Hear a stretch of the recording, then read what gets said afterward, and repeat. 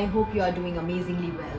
If you are new here, my name is Vardita and welcome to my channel. Recently, I got my US B1B2 visa approved. So in this video, I am going to cover the top 8 questions that you must know the answers of before attending the interview. Before starting the video though, I would like to give you a disclaimer that I am not a certified visa or immigration agent. Whatever I am sharing in this video is completely based on my personal experience. The visa can also get rejected due to lack of proper documents or inability to showcase a genuine intent. Even if you are thoroughly prepared with all the answers, if the DS-160 is not thorough, if the documentation is not complete and there is no document for genuine intent or proving the point that you will be coming back to the country, the visa can get rejected. So without giving further yarn, let's get the video rolling. I have divided all these questions into 3 categories. The most dreaded interrogatory questions. Second would be questions to understand your family background, your ties with the country, basically genuine intent. And third would be basic factual questions. Starting off with the very first question, what is the purpose of your visit? You have to mention what is the actual reason you are going there for. One important thing to note is, while answering this question, do not bring work into the picture. So you can say something like, I'm going there to attend some internal meetings, or I'm going to meet my stakeholders, internal stakeholders, business stakeholders, whatever. I'm going there to attend some kind of conference.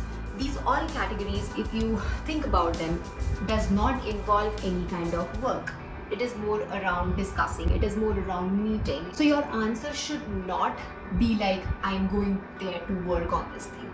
Absolutely not, right? So always remember to frame your answers in a way, depending on your context, wherever you are working, that I'm going there to attend these meetings. Now fit whatever circumstance or situation you are in and what kind of meeting will be relevant for that.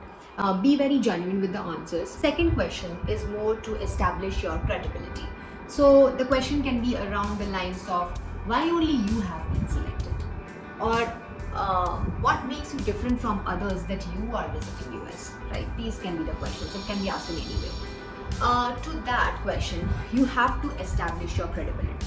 So you can say something like, I am a seasoned professional in this, having X number of experience in this and this field, which makes me an SME, which makes me an expert in doing this particular technology, or it could be business strategy, whatever. So it should be something along the lines of proving that you are an expert in that, and that is why the organization has taken the decision to send you. The third question is very relevant in current scenario. While most of us are working in hybrid modes or work from home setup, remote setup, question could be that can't it be done virtually, or can't you do it over calls, conferences, video conferences, or virtual setups? The approach to answer this question would depend on the situation that you are in. Let's say you are going to a conference. There you can say that, I'm going to a conference, so networking is expected and that can only be pursued in a in-person kind of a setup. Or for example, let's say you are not going to a conference, you are rather going to meet the business stakeholders. Or that situation, you can say that, we have been meeting virtually, we have been connecting for almost like 6 months. Now it's towards the end, so giving client demos in person would be more impactful. Being in an in-person setup kind of will give the entire initiative or the project a push. So frame your own sentences depending on your context or your situation, and you have your answer. Now coming to the second category of questions, which will prove the genuine intent or your ties back to the country. They can end up asking questions like, where do your parents live? Are you the only child? Are you married or not? Do you have a property? In any case, in business visa, you will get a letter from your office mentioning your end date of your engagement, within which you will come and join the company back in your own country. If you can furnish some documents that can support your case, I would definitely recommend that. If you own a property, real estate property, definitely do carry the documents. Can come in handy. You never know if that kind of question is being asked. These questions specifically check the intent of return. sometimes visa officers also directly skip to these kind of questions rather than going through those dreaded questions and listening to same kind of answers. So have these questions prepared as well. At least know things about it. At least have the documents handy. Finally, coming to the factual questions, which is the last category and easiest of the lot. I'm sure you all will be knowing the answers to these questions. So these could be like, let's say, what is your duration of stay in US? So it could be 1 week, 2 week, or 3 weeks.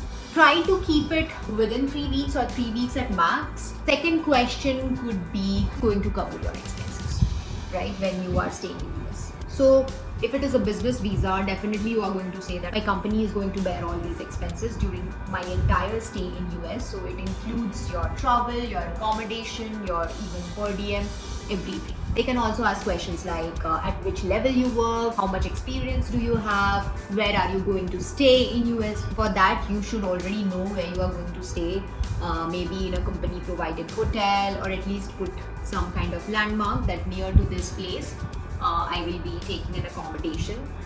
They can also ask how many countries have you visited previously. Having a solid travel history definitely helps your case. Now that we have come to the end of this video, guys, please let me know how you liked the video. If you have recently attended a US B1 B2 interview, let me know what kind of questions were asked in your interview, whether you got it approved, denied. If you have any questions related to the visa, definitely drop a comment in the comment box and I will surely respond to those questions. Guys, I also have faced the rejection 5 years back.